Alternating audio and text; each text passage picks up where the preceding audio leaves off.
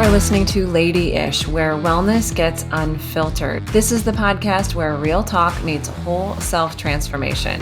I am your host, Autumn Noble O'Hanlon. I'm a coach, healer, author, and wellness guide, and I have created this unfiltered space for women who want more out of life, but on their own terms.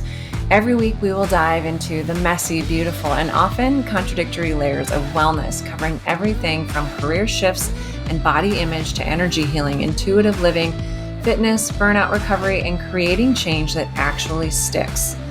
Whether you're chasing a new chapter, healing old wounds, or just trying to reconnect with yourself in a loud, overwhelming world, Lady-ish is here to support your evolution. You can expect honest conversations, coaching wisdom, holistic tools, spiritual insights, and permission to be a little bit of everything and nothing that you're not. Because wellness isn't one size fits all, and neither are you. Hey everyone, and welcome back to the podcast. I am so glad that you are here today. We are going to unpack a topic that I think a lot of us as women in the professional world run into on a pretty regular basis, and that's that quiet struggle around how we protect our energy at work despite everything that we are always juggling. Maybe you've noticed that after certain meetings, conversations, or even just seeing emails come through, you start to feel drained and your energy just starts to feel heavy. Many of us are able to start the day feeling grounded, but by the time we get to the end of it, we just feel scattered, burdened, and heavy, and we can never really quite put our fingers on why. This episode is about learning to notice those energetic exchanges, the invisible transactions that happen all day long, and developing tools to help us stay grounded, centered, and whole, even in environments that feel competitive or chaotic. So let's start off by talking about what in the world do I mean when I talk about protecting your energy. Protecting your energy isn't about shutting people out or becoming really guarded and pulling away from those around you. It's about awareness. Noticing when your internal state starts to shift and intentionally choosing not to take on what isn't yours. The foundation of all of this is that everything around us, things that people say, things that people do, everything has an energy and a vibration to it. Because we are biological beings whose bodies are constantly kind of being broken down and remade day in and day out, that energy around us impacts us in a physiological, energetic way.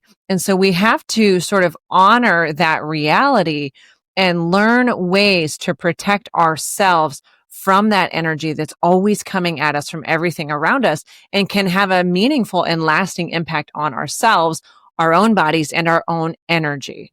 In every workplace, there are energetic dynamics going on around us at all times. Stress, urgency, expectations, even unspoken emotional undercurrents. As a young attorney, one of the things that I think surprised me the most about practicing law was how mean people were to each other and the things that they would say to each other.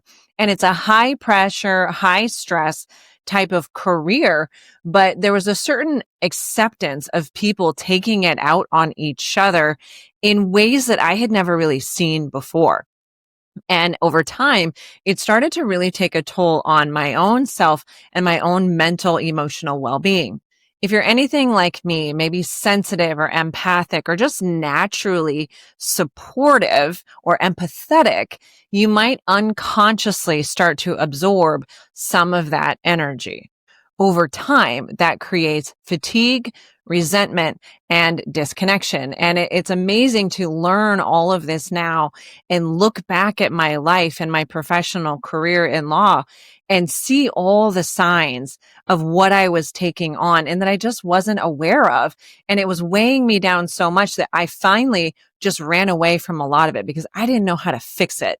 And it wasn't until I started working with a coach and working with an energy healer and developing my own intuition that I realized that there was a whole nother aspect of me outside of my career and my life that you see on paper there's a whole other aspect of me that I needed to attend to so that I could show up the way that I want to, but also protect myself from others around me from bogging me down. The ultimate goal of this type of work and this type of practice is not to become emotionally disconnected, but to become energetically neutral.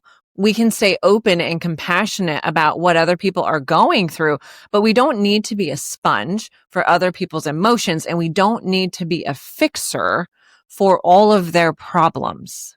So how do you know when your energy exchange is out of balance? First, you might feel tension in your body after certain interactions.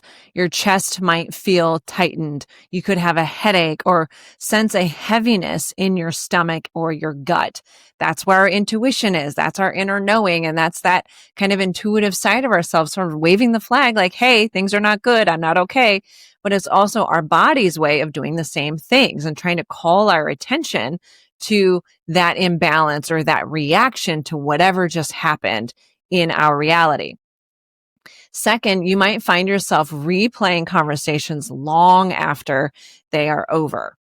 Third, you could catch yourself people pleasing or over explaining or trying to fix other people's emotions. These are all signs that your energy field, your boundary has been breached. Awareness is always your first step in reclaiming that power.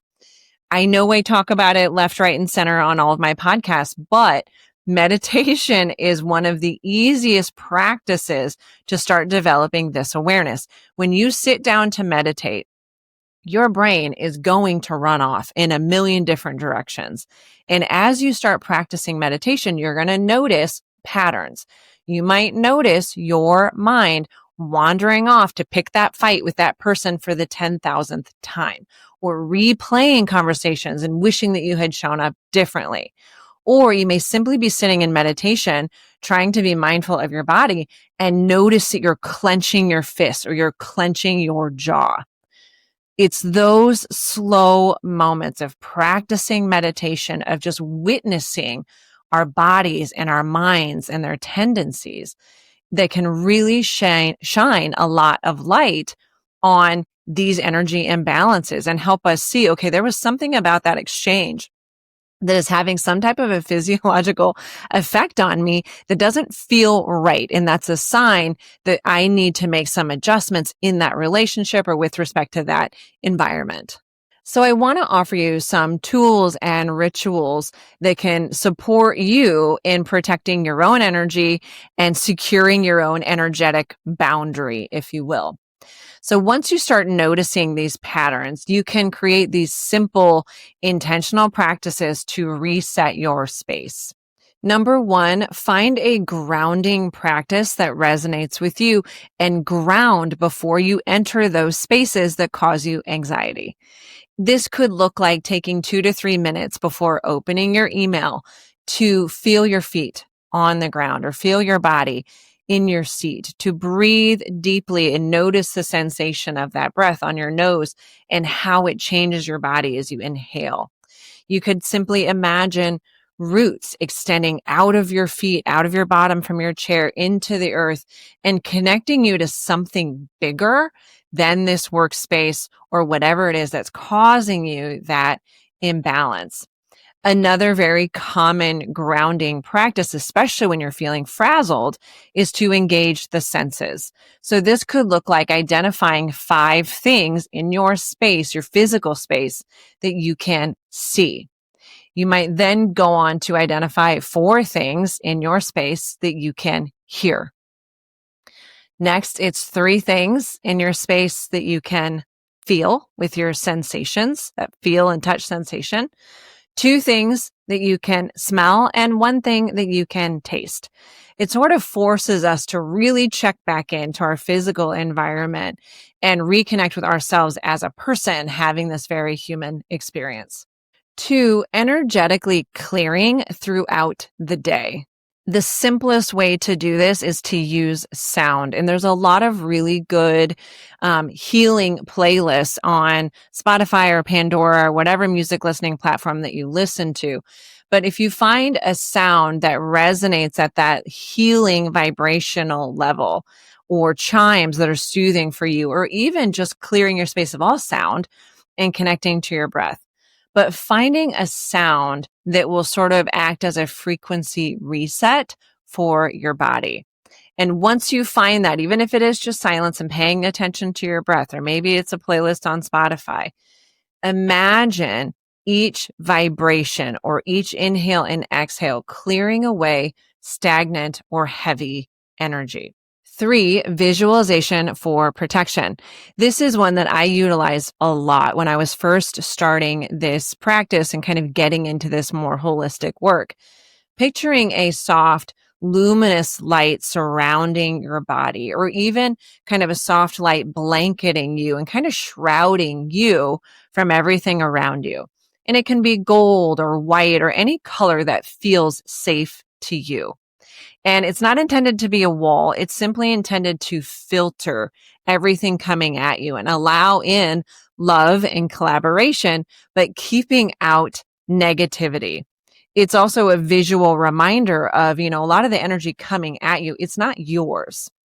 And so if you ever have an encounter and you're like, gosh, why am I so frustrated? Or why am I feeling like this? I don't know where this would be coming from in my experience. Sometimes it's other people's energy that they're kind of throwing at us all day long, and we just soak it up like a sponge. So having this visualization of a shroud or a light covering you and protecting you also serves as a visual reminder that sometimes we have to protect ourselves from energy that's not ours to keep ourselves from soaking it in. 4, engage in some additional support by finding a sound healer or a Reiki healer or a guided meditation teacher who can help you connect and reset on a deeper level. This type of energy work and energy imbalances in my personal life is what led me to an exploration of Reiki and sound healing and meditation and yoga. And I don't want to spend too much time kind of unpacking why this works, but I do want to share a little bit with you here just to support why these tools are so essential and why these energy imbalances, why they actually happen, and provide you a little bit of the science behind them. So I mentioned earlier that everything in our life and our world emits some type of a frequency or a vibration. There is a principle in physics called entrainment. I think I mentioned this in a couple earlier podcast episodes. And the idea of entrainment is that two items with differing vibrational frequencies will eventually sync, and the higher frequency will pull the lower frequency up to match it. One of the ways this is most easily illustrated is that if you put two clocks on a wall with pendulums swinging at different speeds, over time, they will sync together. And that's this idea of entrainment. Sound healing and Reiki healing really capitalizes upon that science. And what those tools do is they present your body with frequencies associated with healing or release. So the different energy centers in our bodies, our chakras, each have their own differing frequency.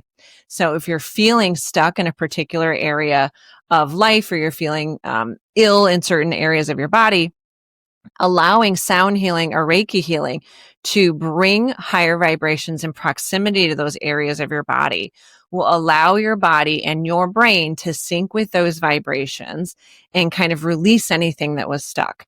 So I kind of talk about our bodies as being like a highway, and there's all these roads and there's all these interchanges. And sometimes we don't have time to sort of plow the roads and keep the snow off of them, right? Bad things happen. We get emotional, we get sick, and we just keep moving. And so that snow and crap in the road just kind of piles up and builds up in our bodies.